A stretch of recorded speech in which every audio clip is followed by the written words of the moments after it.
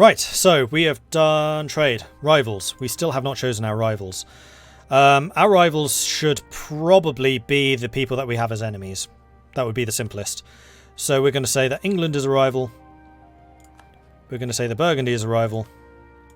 And we're going to say that France is a rival. Now, this one I'm going to do a little bit slower so I can actually talk about what's going on here. We can see what our opinion is with the various countries. We do not want to make, for example, Aragon a rival because we're trying to get an alliance with them. We don't want to make Portugal a rival because we're trying to get an alliance with them. It might be worth making Morocco a rival, especially if we're planning to expand into North Africa. Right now, I have no intention to do that. Of course, in-game situations might make that change, and so in the future we may well want to rival Morocco.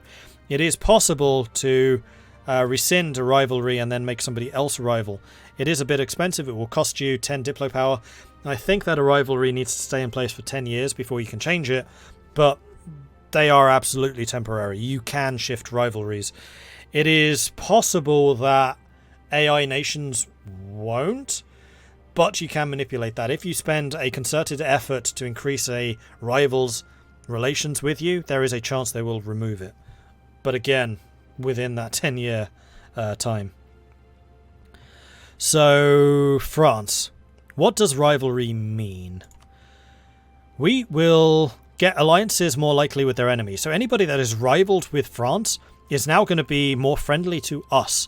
Enemy of my enemy is my friend type situation.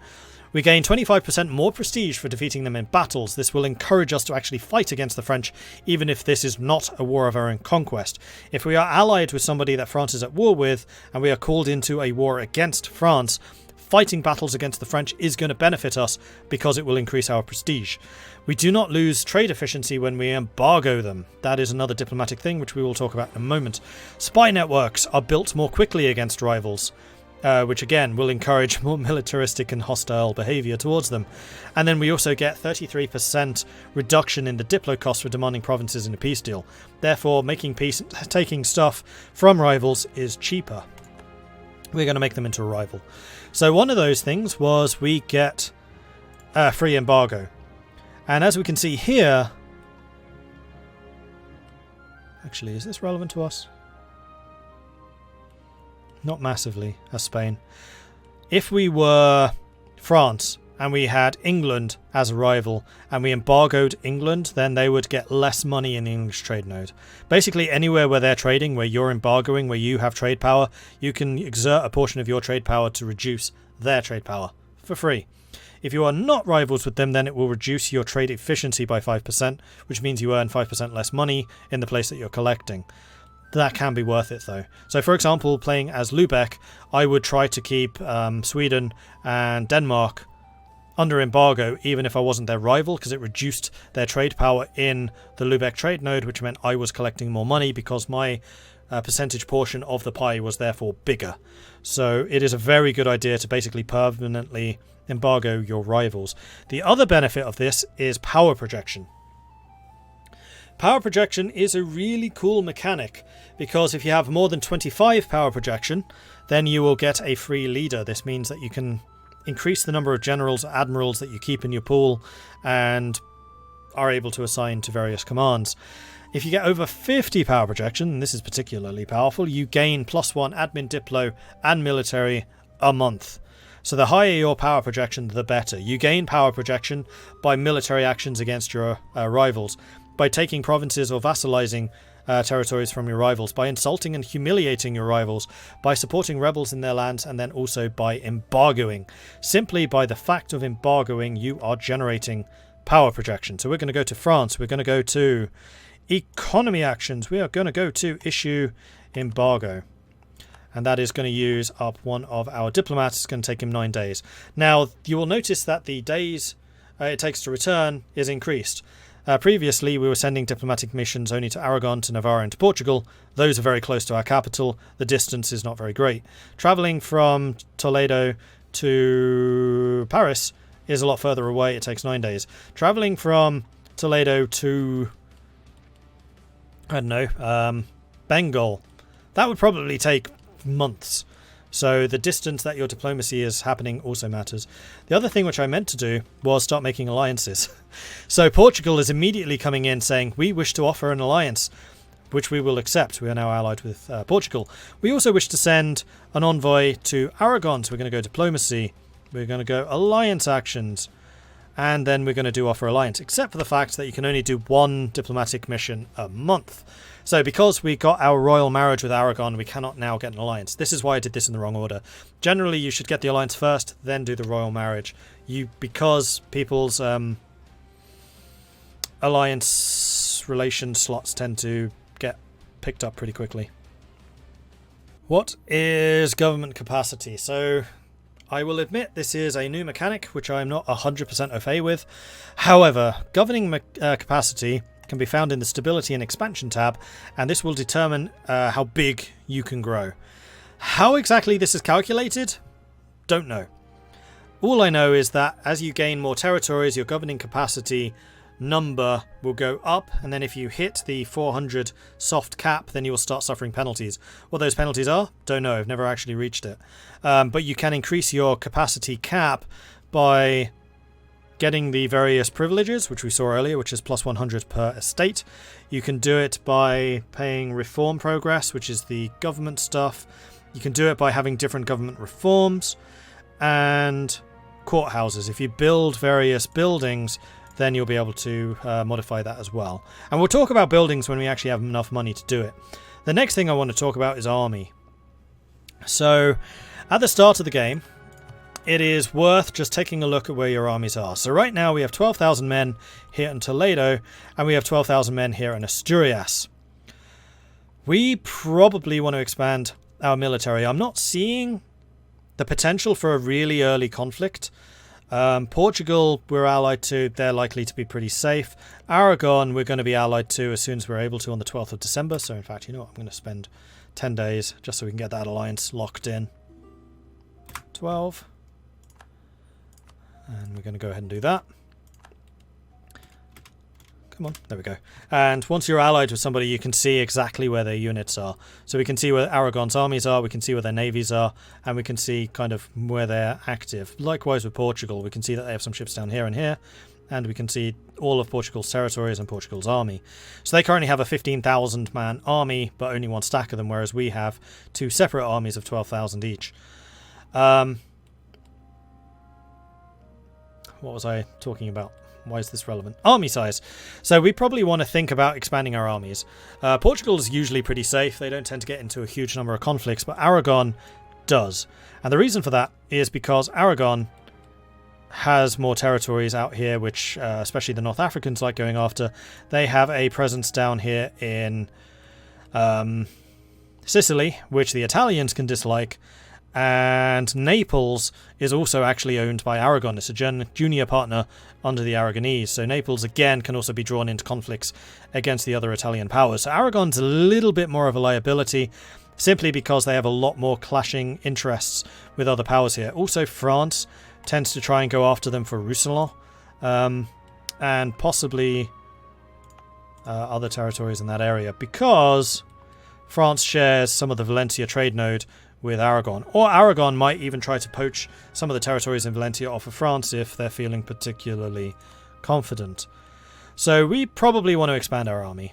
So the way that we can do that is through the interface, the production interface, which is this. So it's the crossed sword with the crossed hammer. This is actually one of the most important buttons in the game, alongside the big crest. Click on that, and this will bring up an interface which allows you to do actions on a mass scale. So you'll remember at the beginning I was talking about the fact it's actually quite easy to manage large estates, and the reason for that is this. There are a number of different tabs, each interacting with a different part of the game. So the top one is land units. This is where you can recruit new regiments, you can recruit mercenaries, and you can also create new templates. Don't worry about the templates or the mercenaries right now, we're interested in the land regiments. You can then select, say, Latin Medieval Infantry, and then you will get this. This is a pop-up showing how many days it will take that province to produce those units and how much it will cost. The cost is almost always the same. So That doesn't really matter. However, the number of days it takes will be determined by what buildings are present and also the development of that province, whether it's a core, the level of autonomy. There's a couple of different facets, but right now you can see the difference is only a day, so it's not a huge issue. Bigger issue if you're building ships, which is the naval units tab. The days taken can really fluctuate quite heavily.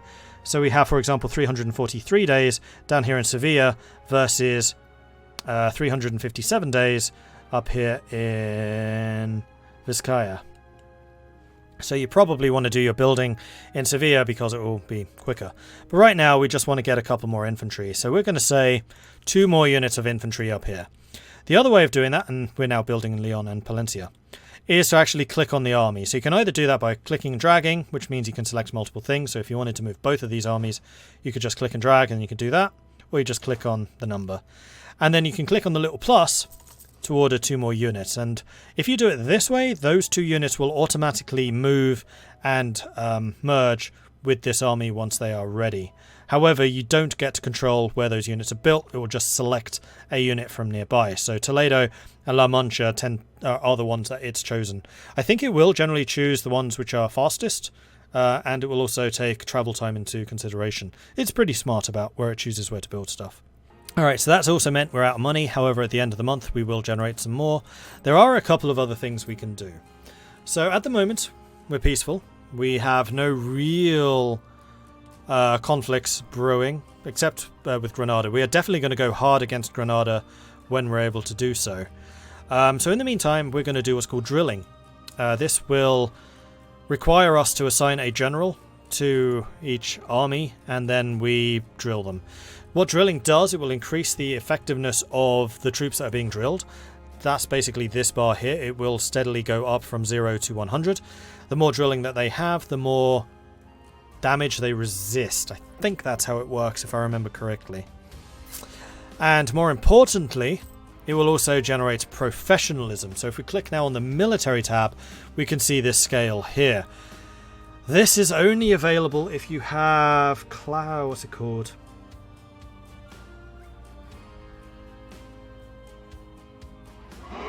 Clash of Civilizations, I think is what it was. That's what the DLC for the drilling and the professionalism. Was it Clash of Civilizations? Cradle of Civilization, that was it. I knew it was of Civilization, I knew it began with a C. Cradle of Civilization DLC will allow you to do the drilling and the professionalism, and it's actually probably one of the DLCs I would recommend. Like, it adds some pretty nice features like that. So drilling will increase the amount of damage resistance your units have, so you will take less damage in battles the higher your drilling is. Professionalism will increase the damage you do. So if you have highly drilled and professional forces, then you will take less damage and deal more damage. That combo is very, very potent. And you will only gain professionalism very slowly over time as you drill. So the Guardia Real, we're going to click on this no leader. That means there's no general present. And we've got one general available. This is Alvaro de Luna. He is a 2 shock, and you can see the shock here, and then the number of pips they have. He has a 2 fire, 2 shock, 3 maneuver. And what this means is how effective his troops are in the different categories of combat. So every round of combat has a fire phase and a shock phase. So the fire is basically your guns, your bows, your artillery. Then the shock is your cavalry charges, it's the hand-to-hand combat, it's the bayonet charges. In the early game, shock is king. Shock is incredibly powerful simply because gunpowder isn't that prevalent. However, as the game goes on, fire becomes more and more and more important until you hit roughly 15 military technology, at which point fire becomes dominant, especially for artillery. Early on, artillery sucks, it's mostly there for sieging. Later on, artillery can be a deciding factor in battles. So early on, you generally want to have generals with a high shock. Later on, you want to have generals with a high fire, or mixture of both.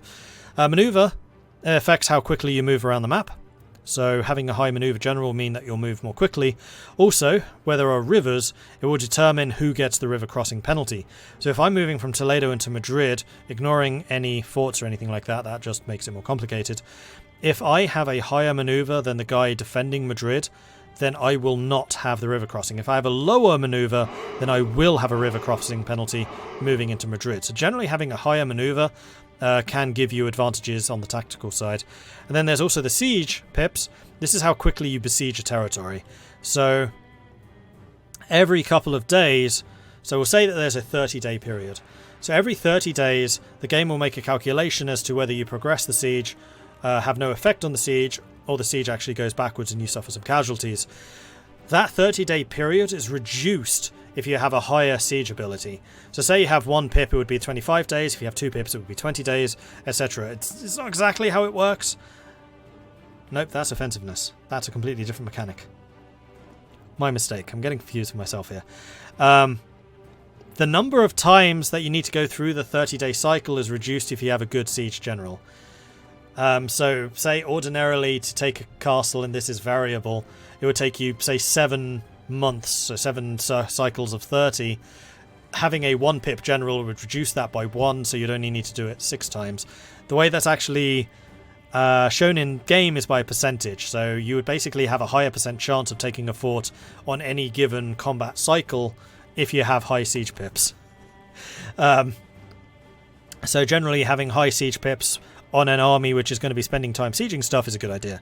Artillery also affects that, so having lots of artillery in an army will reduce the number of cycles that are required, and then having siege ability, which is another stat, will decrease the length of those cycles, but that is something different. Don't worry about that. Easier to show during a siege, absolutely. I just wanted to show you an idea of what those general traits do. Now, we wanted to drill, so we are going to click on this button down here, and then he's going to start stabbing the air. That's to show that he is drilling. So over time, these units will gain 0.83 drill per month, up to 100%, and depending on the portion of your total army that is drilling, of your total force limit rather, not your army. So as a portion of your total force limit drilling, you will gain professionalism, and the rate of professionalism gain can be further increased depending on decisions that you take in the future and also ideas. Don't worry about that right now. Generally, if you have units training, you will be gaining professionalism. The downside to professionalism is every time you hire mercenaries, it will go down. So the more reliant you are on mercenaries, the lower your professionalism goes. Question for you, chat, because I can't remember how this works, because I think this has changed. If you have high professionalism, do the mercenaries get cheaper and do they get more manpower, or does that go up as well? Is professionalism now just good? Because that is one thing that that has changed. Are there any disadvantages to drilling? Yes. So, if we go to the economy tab, you can see that we have got army maintenance. And if we reduce the army maintenance, we make more money. We save some cash. We're not paying the troops as much. We don't have them in as high a state of readiness. The amount of army maintenance your units have will determine their morale. So we can see the unit here in Asturias now has a yellow morale bar. That's to say that they have low morale. That's because we're not currently paying them. So if this unit in Asturias was to fight somebody, they would probably lose. Their troops aren't being paid. They don't particularly want to be in the fight. If we had a high state of readiness, then they're going to have high morale and they're more willing to fight. It should be noted that going from low to high isn't immediate. It's because we don't have it paused. So if we're here on low, in fact I'll show you, and then increased it to high, it is going to take a little bit of time to recover back to full. Okay, that actually recovered a lot quicker than I thought it would. Maybe it's at the end of the month tick? Almost everything important happens at the end of a month. And I needed to make sure I have you allied. Sorry, just while I have diplomats available, I want to make sure they're being used. We've embargoed France. I want to embargo England because he's a rival. And then the embargoes increase the power projection just over time. And we'll deal with the parallel authority event in a minute. Okay, end of month, end of year. We're now going to boost army morale again, and there we go. We can now see how much morale we actually were on. This looks like full. This is what it actually is. So if we're paying the armies, then we will have a lot more morale. The thing here is, if you have units drilling, they pay full maintenance. So you're always paying the absolute maximum for that unit if they are drilling. However, they will have the morale as if they weren't drilling. So their morale is going to be as if their maintenance was 0, but their actual cost is as if their maintenance was maximum. Therefore, drilling troops can be expensive. If you've just finished a long, lengthy war and you're busy trying to pay off all the loans that you've incurred during fighting, it might be an idea to just leave your troops on low maintenance for a time in order to generate more cash and therefore pay loans off more quickly. It will also take you some time to stop drilling and go back into fights. You can see again that we're on low morale. It's not going to immediately recover. Every month you will recover a portion of your morale. Usually about a quarter to a third per month. That can be modified further by your morale recovery rate, which can again depend on national ideas and stuff like that. There are modifiers for basically everything in this game. Don't worry about that too much. Generally, the rule is that it will take you 3 to 4 months to regain full morale. So if you are on low morale because of drilling or low morale because of maintenance, then it is going to take your troops a little bit of time to reach full military readiness. And that's where the forts come in. So forts are an excellent tool to keep your opponents at bay. Enemy armies, generally, and this is a cause for some contention with Europa Universalis IV because this does not always work as intended, but as a general rule, a fort will exert a sphere of influence, zone of control, through which an enemy may not pass. Therefore, if we were at war with England, for example, in Labour, they could not pass through Vizcaya into Campania. They can go to Vizcaya because it's adjacent. They can go to Burgos because it has the fort. They cannot go from Vizcaya to Cantabria, nor can they go from Burgos to Palencia, for example, or Burgos to Cantabria, because this fort would block them. Therefore, if we are training our troops here in Asturias, they are safe. They will have some time to recover their morale because Burgos will be blocking enemies and they will need to take Burgos before moving on to Asturias. However, you can choose to not pay maintenance on your forts by pressing this little checkbox here. That will make the little fort turn red. It is now no longer exerting a sphere of influence. Therefore, zone of control. Again, different thing. It does not have a zone of control. Therefore, if you go to war and you don't have maintenance for your forts, they can now just waltz straight over and attack your army in Asturias. So it is generally a good idea to keep forts maintained. However, and this is a nice little usability thing, if you go to the military tab, you can take a look at these icons here. This is checked by default. If you go to war, if war is declared upon you, any mothballed forts that you have, and this process of turning the forts off is called mothballing them, then it will automatically raise them again. So if we were to suddenly go to war with England, Burgos would actually be brought to full maintenance. It would then exert a zone of control once again. However, by not maintaining the fort here, the garrison is reduced, and garrisons, just like morale, take some time to recover. So you need to be aware of the fact that if you are likely to go to war with somebody soon, you probably want to keep your forts maintained. If you're feeling relatively secure, for example, our borders with Portugal, if we had a fort in, say, Caceres, I'm probably butchering the names of this area. Sorry, I'm not a native Spanish speaker. Then you'd probably be relatively safe keeping it mothballed because it's on a border with Portugal. While a fort is mothballed, it will cost half maintenance. So generally forts will cost you 1 ducat a month. I need to double check that. I'm not actually sure that's true. I think it's 1. Yeah, 1 ducat a month. If they're mothballed, they'll cost you 0.5 per level. So a level 2 fort is 1 ducat. A level 4 fort is 2 ducats. Because everything happens in 2s. Right? Yeah, they do. And that's a bit of a misnomer. It'll go from level 1, which is a capital. Your capital will always have a level 1 fort as a minimum with a garrison of 1,000 men. Then if you have a fort on a capital, it'll become a level 3, and that's the only instant where you'd get a level 3, otherwise it's a level 2. If you upgrade the fort, then it'll be a level 4, level 6, and then finally level 8. The only way to get a level 9 is to have a level 8 fort plus a capital. And a rampart? Can you get level 10s now? You might be able to. And then the calculation is your opponent will need 3 times more men than the level of fort to take it. So for the enemy to take Toledo, while the fort is fully maintained, they will need at least 9 regiments to besiege Toledo. The more troops they have present in a region, the more attrition they take, the more damage you're doing to their manpower. So it is a good thing to make sure that your opponent needs to have as many troops available as possible in a province to siege it down.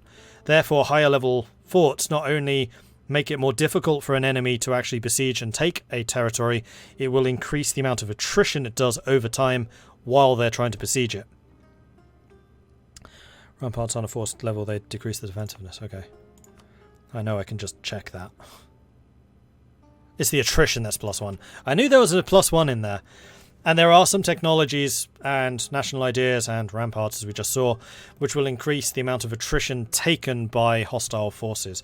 So if we had Toledo with a level 8 fort, so it was actually a level 9 because it's a capital plus a rampart, it would do a ton of attrition damage. And then attrition is further modified by the terrain. Don't want to talk too much about that, but generally if you're a fort in the mountains, they're going to take loads of attrition, whereas if it's a fort in farmland, they won't take a huge amount. And if your fort is in mountains during a heavy winter, they'll take a ton of attrition, or if it's during a heavy monsoon, they will also take a massive amount of attrition. So fighting wars in India can actually be quite dangerous. Right, another event. The Burghers are not the sole authority within their cities. The clergy also have a strong presence in most big cities, going back to their initial founding. Conflicts sometimes arise with the councils of the Burghers implement rules that the clergy disapprove of. Such conflicts have become more and more commonplace, and the members of the clergy are openly acting in defiance of the various rules the Burghers have agreed upon in their cities. Delegates from the various cities dominated by the Burghers are now urging us to clarify the situation. So we have a choice here. We can either side with the Burghers, which will increase the loyalty of the Burghers, but decrease that of the clergy, or vice versa. Now, bearing in mind that we've already kind of trounced the loyalty of these various bodies by stripping them of their lands. We seized a bunch of their territories in order to increase the strength of the crown. So siding with one side or another is going to really upset the other. And if their loyalty drops below 30, then these positives become negatives. And the more influence they have, the bigger the positive or the negative. So, for example, the nobility is providing plus 15% rather than plus 10% because their influence is over, I think, 50%. I think the numbers are 50, 70, 90? I'm not actually sure what the influence numbers are. Again, this is a system that's changed. And loyalty, I think it's 30, 50 or 60? Which are the magic numbers? You can, or at least you used to be able to get 2 bonuses per estate. I don't know if that's still true. Unfortunately, my main single-player game in this is with a nation that doesn't have any estates, so the estate system is still kind of new to me. I do apologise for that. The Burghers are not the sole authority within their cities, right. So we can either piss off the clergy or we can piss off the Burghers. If we annoy the Burghers, we lose trade efficiency. If we annoy the clergy, we lose tax efficiency. Right now, we are earning only 4.9 ducats through trade and 10 through taxation. So I'm going to say that siding with the clergy is probably the better idea for us. So as we can see here, the clergy, no negative downside, and they are now up to 50 loyalty, whereas the Burghers are at 20, and because of that, they have these penalties. So we're losing 2.5% trade efficiency rather than gaining 5, so we've actually lost a net 7.5% trade efficiency. We have also gained development costs, so if we were trying to upgrade our provinces through developing them, and we'll talk about that in a minute, then that is now more expensive. And we also have a revolt risk. That means that there is now a 0.5 increase to the revolt of every province. So generally revolt risk, very bad. However, revolt risk is countered by revolt reduction, and you get natural revolt reduction for having your state religion present. And you will remember that the Catholic bonus is tolerance of the true faith, which means we actually have revolt reduction really high for any province which is naturally Catholic. So even though we have a penalty to revolt risk in all of our provinces, it's not that big a deal because our natural revolt reduction is super high. So the real problem here is the development cost and the trade efficiency. Probably the trade efficiency most. Development. What is development? Well, every province has 3 categories of productivity. They have their base tax rate, dependent on their admin.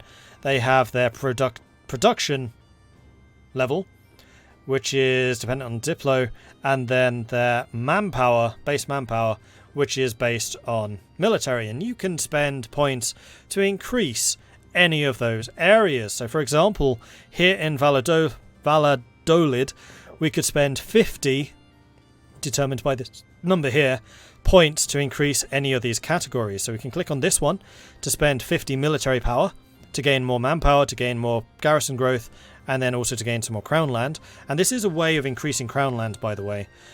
You can just spend development and you will gain crown land. Basically, any new territories generated for your nation are crown land automatically. You can then sell off that crown land you've been generating to the estates in exchange for money or for privileges.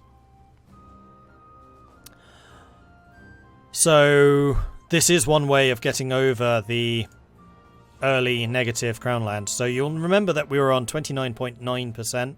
Probably developing one or two provinces would stick that up to 30 and then we wouldn't have the penalty anymore. That's just another way of dealing with it than I did. Then if you spend Diplo points, and let's keep it on Valladolid so that we keep the example concise. There it is. We could spend 50 Diplo power to gain extra 0.04 production a month. We gain more trade value, which is 0.5. We gain more goods produced, which means we're gaining more wool, which is the trade value. Shipbuilding times are reduced by 1%, so you'll remember that Sevilla was faster at building ships, probably because they have a high base production, and then we also gain crown land. And then finally we have the admin points. So every point of admin, which is 50 admin points, every point of base tax, which is 50 admin points, will generate us another 0.09 tax income because our tax efficiency is very high.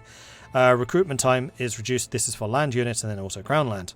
And the main way to raise that is through, like I said, spending monarch points. There are some events which will tweak or increase development. There are some missions which will do it.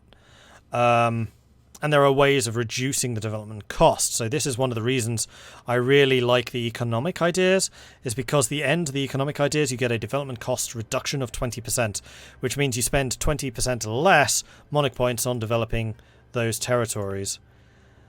Yeah. I think that's about all to say about that right now. And because of the unhappy Burkers, it is now 2.5% more expensive to increase development, so we don't want to do development right now. I should probably talk about edicts. Yeah, I should probably talk about edicts. Okay, so this is going a little bit more advanced. So this is, honestly, what I've talked about right now is the very basics. You can now unpause and play the game quite happily. You will need to worry about... we should also talk about fabrications. And missions. Yeah. So, to go to war with somebody, you need what's called a casus belli, which is effectively a justification for the war. You can declare war on somebody with no casus belli, however, that will really cost you. It's generally a very bad idea to no CV, as it's called, another nation. And much of the time, you are able to justify a claim on somebody else. So say we wanted to go after Morocco. We could click on Morocco, we could go to diplomacy, we could go open up covert actions and build a spy network. We will now, over time, just like improving relations, build a spy network. Once we have at least 20 points in the spy network, we can press the fabricate claim button. This will basically designate a province as justifiably ours. So we could say that actually, you know what, Tangiers, it's rightfully part of Spain. We definitely should be owning Spain. Should be owning Tangiers. And that would give you a justified claim to go after Tangiers, which would then mean that you have a justified casus belli. So you could start the war. That's how you'd start a war. There are other ways of doing it. So, for example, if you have a core on a territory, so if we go and click on Maine here, France considers it justifiably part of their territory, as does England, who currently owns it. That means that France starts the game with a casus belli against England over Maine, and there is actually an entire event chain which spawns from this, but that's beyond the scope of what we're talking about right now. It's the cause. You can also get claims just automatically. I'm trying to see if there's any... Examples of that in place right now. Istanbul. No, you don't start with one.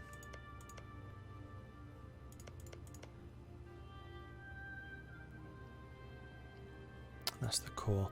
Well, it's basically the same system as the cores, but you would need an extra step to take the territory, which is then to core it, which, as I said at the start, is an action which will cost you admin points to do. And it will cost you more admin points the more highly developed a province is. So if you go for very developed provinces, like in northern Italy, like in the Low Countries, it's going to cost you more admin to core. Whereas if you go for something in sub-Saharan Africa, it's probably going to be very, very cheap, because they don't tend to be very well developed.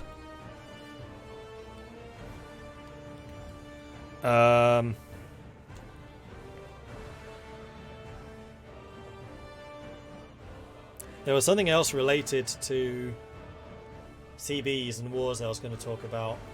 There's peace deals as well, but peace deals are going to be best explained when we actually go to war.